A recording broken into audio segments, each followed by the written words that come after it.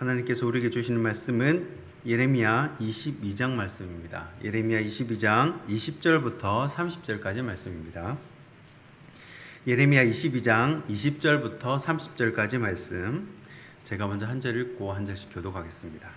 예레미야서 22장 20절부터 30절까지 말씀입니다. 20절입니다. 너는 레바논에 올라 외치며 바산에서 내 소리를 높이며 아바림에서 외치라. 이는 너를 사랑하는 자가 다 멸망하였음이라.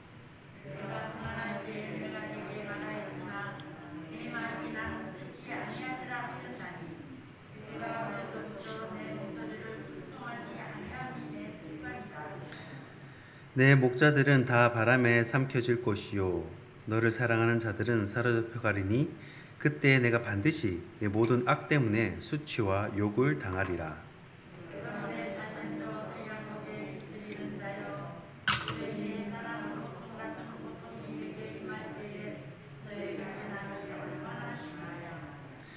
여호와의 말씀이니라. 나의 삶으로 맹세하노니 유다 왕 여호와김의 아들 고니야가 나의 오른손에 인장만지라 할지라도 내가 빼어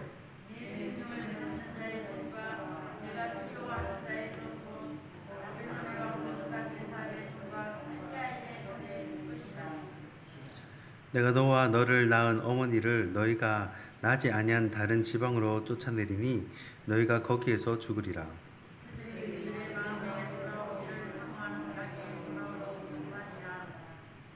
이 사람 고니야는 천하고 깨진 그릇이냐 좋아하지 아니하는 그릇이냐 어찌하여 그와 그의 자손이 쫓겨나서 알지 못하는 땅에 들어갔는고.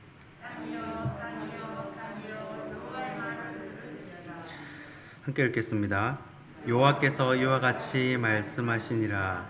너희는 이 사람이 자식이 없겠고 그의 평생 동안 형통하지 못할 자라 기록하라. 이는 그의 자손 중 다윗의 왕위에 앉아 유다를 다스릴 사람이 다시는 없을 것임이라 하시니라. 아멘. 하나님의 말씀입니다.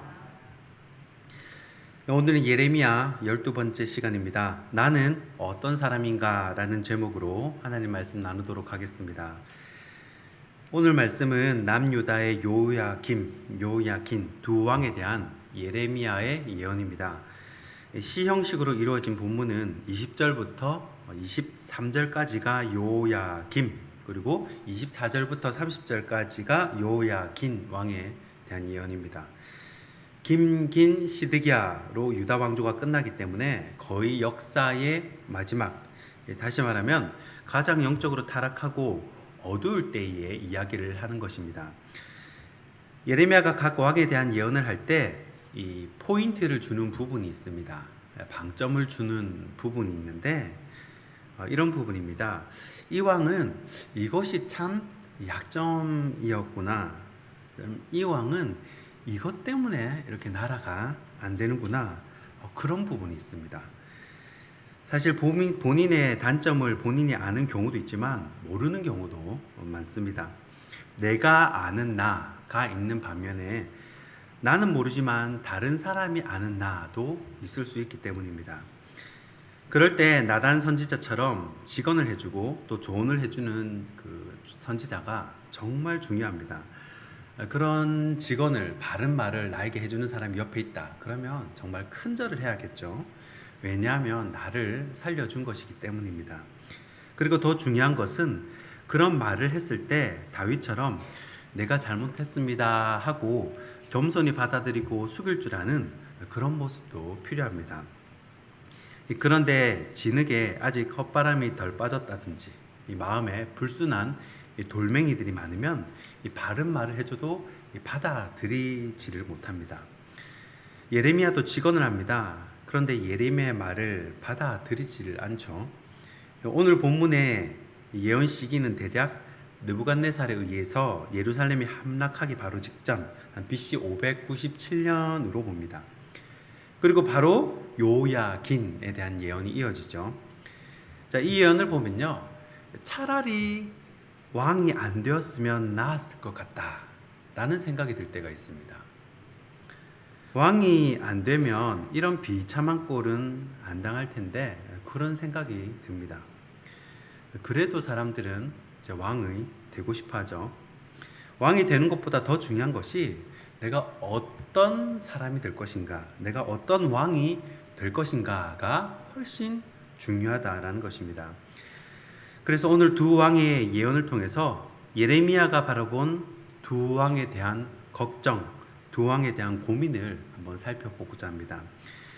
예레미야의 첫 번째 고민은 어떤 습관을 들일 것인가입니다. 오늘 본문 21절 말씀입니다. 내가 평안할 때에 내가 내게 말하였으나 내 말이 나는 듣지 아니하리라 하였나니 내가 어려서부터 내 목소리를 청종하지 아니함이 내 습관이라. 아멘. 이 신앙생활의 습관이 정말 중요합니다. 이 3살 버릇 8까지 간다라는 말이 있듯이 어릴 적부터 주일 성수하는 습관. 주일에는 무조건 어떤 일이 있어도 내일 시험이어도 교회 간다. 그리고 어릴 적부터 11조 하는 습관. 나의 10분의 1은 무조건 11조 한다. 그러니까 1,000원짜리 11조부터 배우는 거죠. 그리고 어릴 적부터 기도하는 습관. 이런 습관이 끝까지 완주하는 신앙으로 이끌 수 있다는 것입니다. 21절 본문 하반절을 보니까요. 내가 어려서부터 내 목소리를 청종하지 아니함이 내 습관이라라고 기록합니다. 자, 요야김의 이런 죄된 습관이 13절부터 기록이 되어 있습니다. 불의한 방법으로 자신의 다락방, 처소를 건축하고 또 품꾼 부리고 일 시켜놓고 품꾼들 품삯을 주지 않습니다.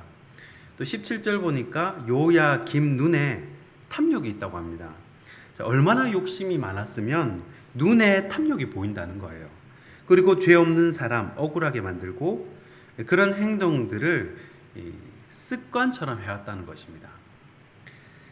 이 신앙교육에 있어서 초등학교 시기가 얼마나 중요한지 모릅니다. 이 초등학교 때 예배 태도가 평생의 예배 태도라 할 수 있습니다. 아직도 기억이 나는데 저희 반에 부모님이 헌금을 500원씩 주는 아이가 있었습니다. 그 당시에 500원이면 굉장히 좀 잘 사는 부유한 집이었습니다. 이때 500원은 지금의 한 5,000원, 초등학생이 이제 5,000원씩 헌금한다고 보면 되는 거죠.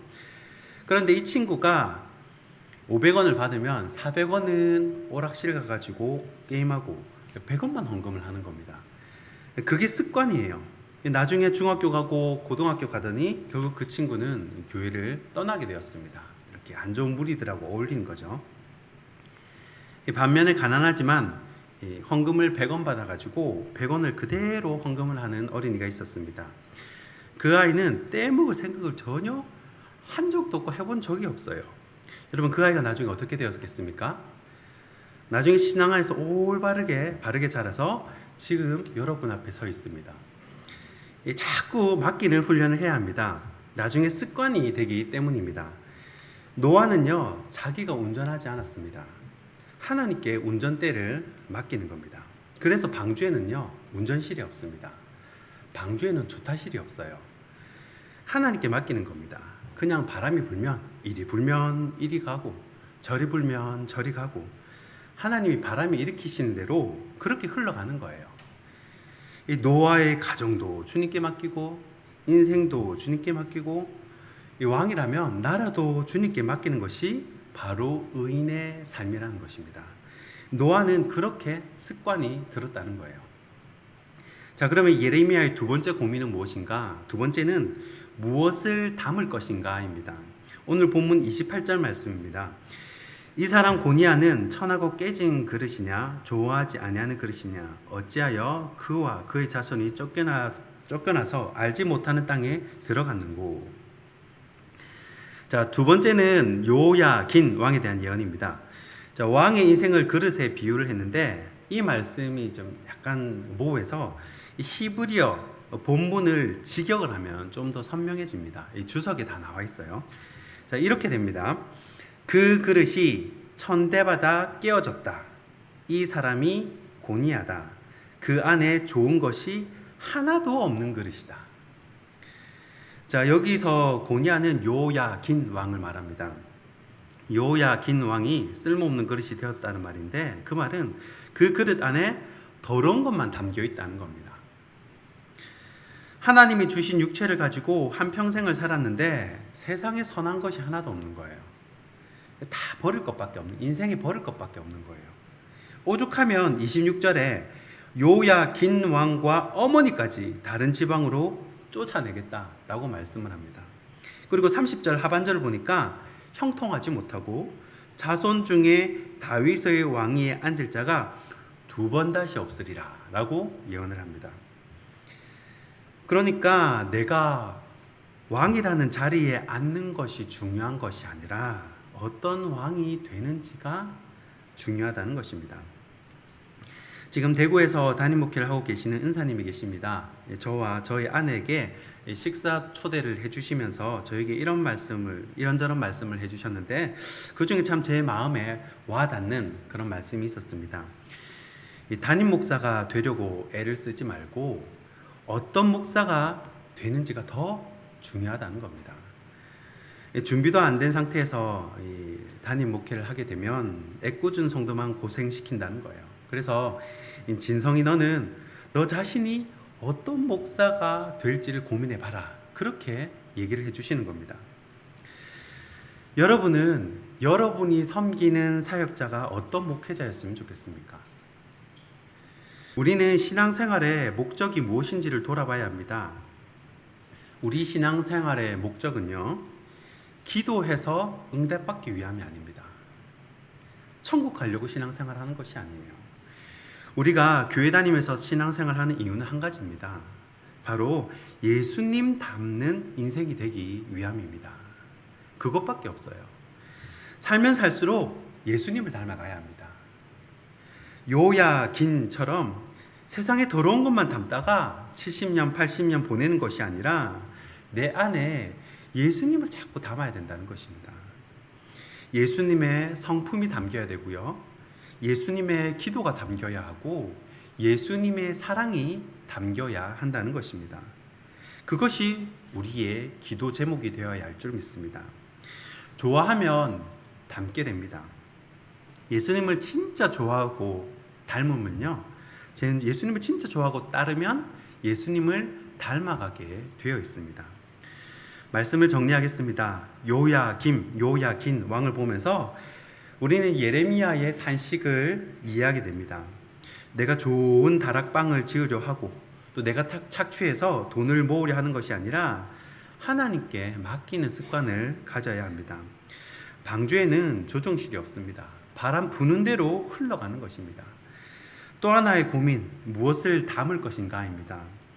우리는 예수님을 담는 인생이 되어야 합니다. 우리의 기도의 목적, 우리의 목적은 예수님의 성품을 닮아가는 것이어야 합니다.